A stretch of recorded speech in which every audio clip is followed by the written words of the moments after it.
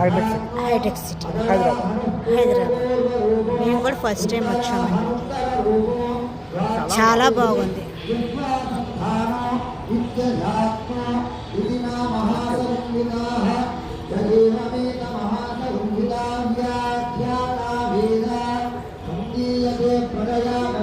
మొత్తం ఫుల్ వీడియోనా?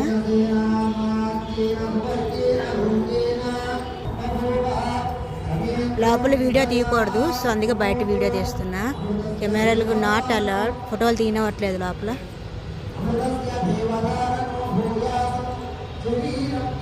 అందరూ ఎంట్రన్స్ నుంచి తీస్తే వీడియో నేను లోపల నుంచి తీస్తున్నాను.